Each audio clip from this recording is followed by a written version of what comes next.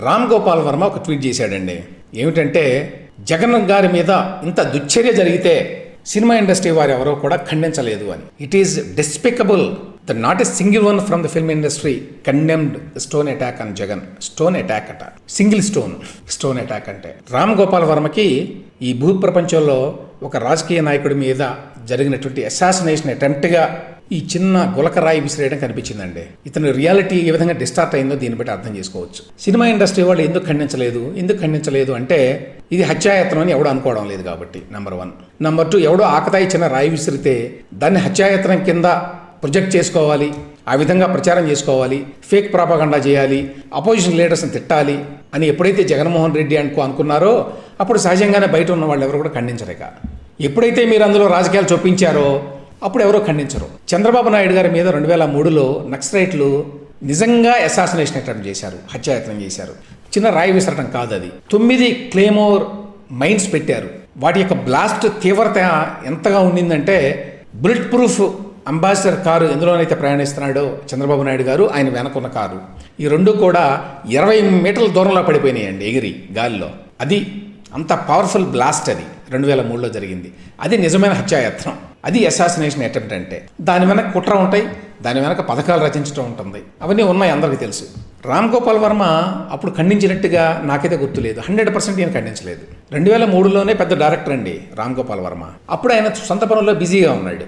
అప్పుడు ఆయన నేను సినిమా ఇండస్ట్రీ అని, నాకు కూడా మరి తెలుగు రాష్ట్రాల్లో ఇక్కడ ఫాలోయింగ్ ఉంది, లేక తెలుగు రాష్ట్రాల్లో డెవలప్మెంట్స్ మీద నేను కామెంట్ చేయాలి అని చెప్పి అనుకోవాలి ఆయన. కానీ ఇవాళ మాత్రం జగన్మోహన్ రెడ్డి గారి మీద ఒక గులకరాయి విసిరితే దాన్ని సినిమా ఇండస్ట్రీ వాళ్ళంతా ఖండించాలట తీవ్రంగా. ఇంతకుముందు నేను చెప్పినట్టు ఒకవేళ నిజంగా ఖండించాలి అంటే మీరు దాన్ని పొలిటిసైజ్ చేయకపోతే ఎవరైనా ఖండిస్తారు. మీరు ఎప్పుడైతే దాన్ని పొలిటిసైజ్ చేశారో, ఉన్నది లేనిది మాట్లాడుతున్నారో, దాన్ని పెద్దదిగా చేసి చూపిస్తున్నారో అప్పుడు వేరే వాళ్ళంతా కూడా జాగ్రత్త పడతారు. అందులోకి మనం జోక్యం చేసుకోకూడదు, అందులోకి మనం వెళ్ళకూడదు అని. నిజంగా రామ్ గోపాల్ వర్మకి ఈ చిన్న రాయి వేయడం అనేది ఒక పెద్ద స్టోన్ అటాక్ అట. స్టోన్ అటాక్ ఎంత పెద్ద పదమో చూడండి. చంద్రబాబు నాయుడు గారి మీద గత కొద్ది నెలల్లోనే ఎన్నోసార్లు ఈ సోకాల్డ్ స్టోన్ అటాక్స్ జరిగినాయి కదండి. ఎన్నిసార్లు జరిగినాయి. అప్పుడేమైనా ఖండించావా? అప్పుడేమన్నా సినిమా వాళ్ళందరినీ ఖండించమని ఎవరైనా డిమాండ్ చేశారా?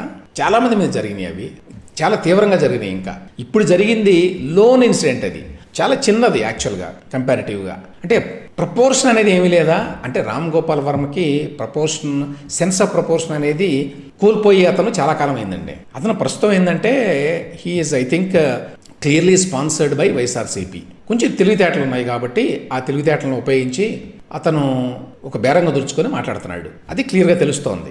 అతను సినిమాలు తీసినా అంతే కదా. ఆ తీసిన సినిమా ఎవడు చూడలా, వ్యూహం అని పెద్ద ప్లాన్ తోటి తీశాడు. అది అటాక్ అంటే యాక్చువల్గా. ఇది స్టోన్ అటాక్ అన్నాడు కదా, అది యాక్చువల్గా ఈస్థెటిక్ అటాక్ ప్రజల మీద, ప్రజల సెన్సిబిలిటీస్ మీద అటాక్. అది ఎవడు చూడలేదు, అందుకనే దానికి ఎన్ని కలెక్షన్లు వచ్చినాయి చెప్పలేయన. ఎప్పటికి చూస్తున్నా, ఎప్పుడన్నా చెప్తాడేమో ఎంత భారీ ఎత్తున వ్యూహం అనే సినిమా హిట్ అయింది అనేది. జనం దాన్ని కంప్లీట్గా రిజెక్ట్ చేశారు.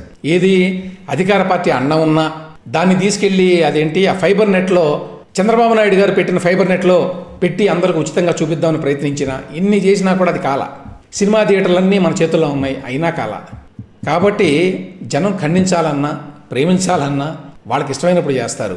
రామ్ గోపాల్ వర్మ అడిగినప్పుడు చేయరు. సినిమా ఇండస్ట్రీ ఏం చేయాలో ఏం చేయకూడదో చెప్తున్న రామ్ గోపాల్ వర్మ మరి గతంలో జగన్మోహన్ రెడ్డి అందరినీ పిలిచి చిరంజీవిని, రాజమౌళిని, మహేష్ బాబుని, ఇంకెవరెవరో చాలామంది వెళ్ళారు కదా అప్పట్లో, వాళ్ళందరినీ నడిపించి తీసుకెళ్ళి ఇలా నవ్వుతా కూర్చుంటే వాళ్ళందరూ నమస్కారాలు పెట్టి మాట్లాడితే వాళ్ళందరినీ హ్యూమిలేట్ చేశాడు అనేది అందరికీ తెలిసిపోయింది. ఎందుకంటే వీడియో తీసి రిలీజ్ చేసింది కూడా వాళ్లే.